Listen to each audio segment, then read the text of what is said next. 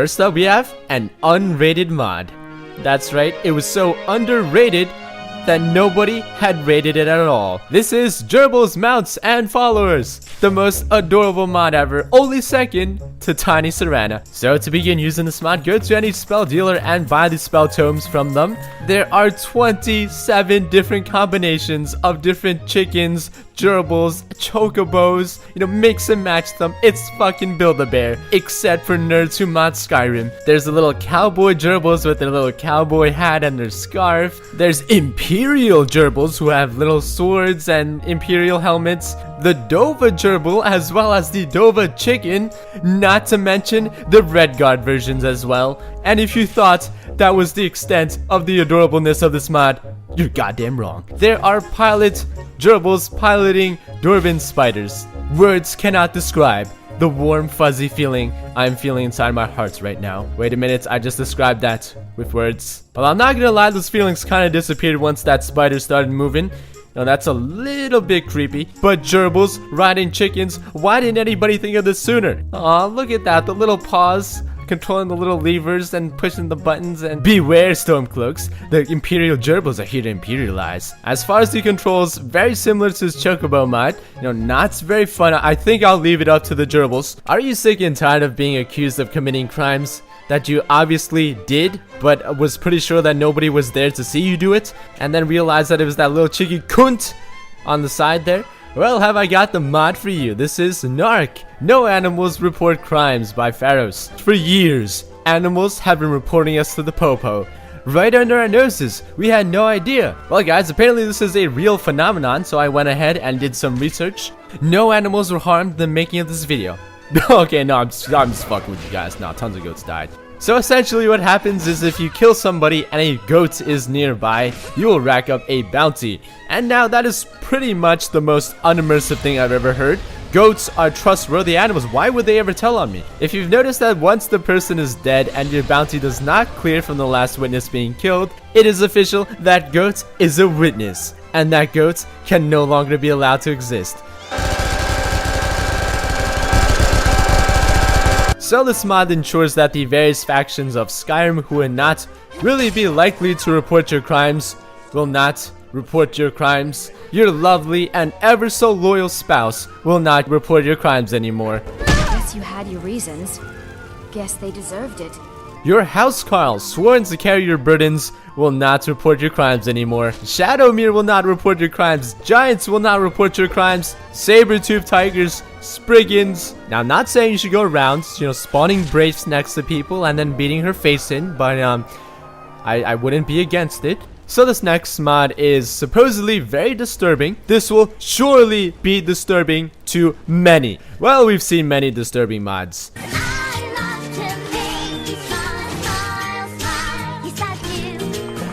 I don't know about this one. This is Demonica.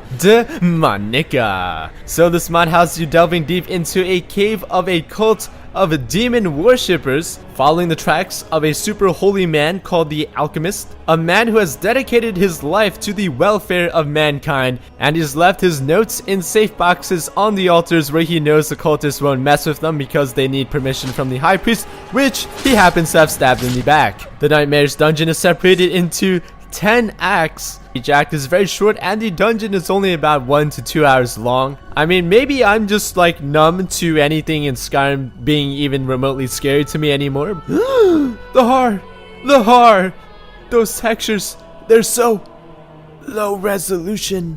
So yeah, this is actually more of a pretty well-designed dungeon than it is a horror mod in my honest opinion. It didn't try to intentionally scare you like other horror mods do. No jump scares or anything, just straight disturbing stuff you might see. Ooh, demon children. I already know what one looks like. It's called Brave. I guess maybe to some people might find this slightly disturbing, but for me, let's be honest, I've seen way too many dead children for this to faze me at all. But what this mod does do really well is create some very captivating scenes and imagery. What this mod also does really well is blanket the place in darkness so you can't see what's ahead of you. What's also interesting is that this dungeon is slightly non-linear and has included flaming skulls around the dungeon that are supposed to lead you in the right direction. I don't know how I feel about that. I feel like you're supposed to find your way yourself. Overall, much disturbing textures, such interesting notes and alters. Wow. Little Red Riding Hood is all grown up. And now she is a sleuth. Well, that's that for that mod. Next up, we have... No, I'm just kidding. So yeah, pretty sweet armor here. You know, got the hood going on, because that's why she's called Red Riding Hood. No, I'm saying, you know, the corset looking looking on fleek, and the roses, great addition, right? The extra detail, very helpful here. She looks ready. You know, she looks really ready to just drop bombs. But she keeps on forgetting what she wrote down. The whole crowd goes so loud. She opens her mouth, but the words won't come out. She's choking now. Everybody's choking now. The clock's run out. Time's up. Over. Blow. Go on picnics and stuff that Little Red Riding Hood girls do. Beware, werewolf, right? Fuck you. She's ready to fuck you. Oh, and check that out. Different hoods for different hair colors. Pretty sweet stuff. Interesting choice of, you know, no pants. Great choice, allows her to move nimbly, right? The werewolf will never catch her. Overall, you're in a super stylish, practical wood wear at a slutty Halloween party. Are you guys ready for possibly one of the most incredible mods ever made for Skyrim? This mod has gone through 14 updates. This is the Dragonborn Gallery, a mod that adds a museum to Solitude. And not just any old museum, right? This is your museum and the curators. Speak to the curator, he will give you a quick tour as well as let you know what you gotta do up in this bitch. To the left, the library, where I do most of my work. There are 3 sub-basements, all spiraling off from this main chamber, leading to the Daedric Gallery, the Hall of Lost Empires. So simply take a look around and observe. Every inch of every single wall in this place is a place that you can place an item on display. There are 5 main galleries: the Hall of Heroes for all relics of historical or magical nature, the Hall of Lost Empires for anything Dwemer, Falmer, or ancient Nordic, the Daedric Gallery for anything Daedric, the Gallery of Natural Science where you can display all the different creatures you've killed in the game, all in beautiful diorama displays, and the Hall of Oddities where unique and interesting items, collections, and quest items are displayed, as well as a gallery library which stores pretty much every single book in the game, and a tome of the Dragonborn which stores more personal stuff related to guild quest lines. Also, there's a dead guy in here. That's pretty sweet. Most of the items you have displayed will have a plaque underneath in which you can read more about the lore, and for some items you'll even be able to customize their appearance depending on what models you have loaded. I kid you not, this place has a spot for pretty much every single item that exists in this game. It is the completionist wet dream. This place makes you want to play the game. It makes you want to go out there and obtain whatever item you want or you need to fill out a display.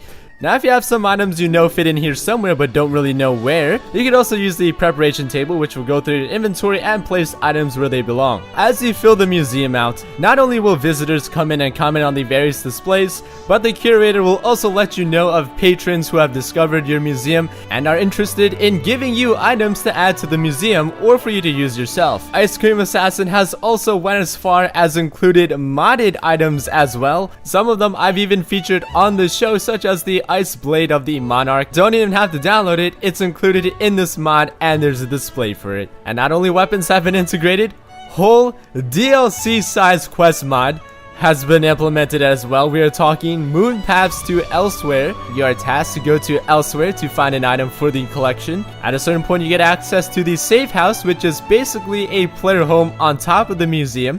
Comes with many features such as a sell pile container cart where you could sell all your stuff, an instanced balcony area, and in the back, hot springs. Holy shit, Solitude has never been so pimped out in its life. And you know shit gets real when you are tasked with starting a guild called the Explorers Guild. It all starts with building the foundation, the guild house, going out and recruiting members, finding a random NPC that has nothing to do with nothing and is apparently part of this mod, an orc who has a weapon that makes him drunker and drunker as he uses it, sends you on a quest to make him a new hammer and take his for the museum. I mean, I was not expecting a museum mod to add well voice acted NPCs outside of the museum who give quests. Not to mention everybody in this mod is pretty damn well voice acted, especially the curator. Plenty of space, a good number of beds, supplies. Yes, you seem to have covered all the basics very well. Now let's discuss the charter. from the visitors to your guild members. I assume there is a guild house, or are we just sleeping in the museum basement? And the guild allows access to special services not available in the vanilla game. For example, if you bring Latoria 20 ruined books, she can recover them using a special technique and return you a new treasure map, a rare spell tome, or book. Even though this was mainly a museum mod, the guild portion of this mod is pretty much better than every other guild mod out there. And you know shit gets even realer than the realest when there's a heist mission at the end, and this isn't even GTA. I'm done, guys. I'm done. I can't do this anymore. That is it for this week. Hope you enjoyed all the mods featured in this episode. If you didn't like the Dragonborn Gallery, you don't like Skyrim modding, get out of my channel. Just kidding. Please stay. Hit that like button if you enjoyed the video, and subscribe for all the best Skyrim mods every single week. Thank you guys so much for watching. Peace.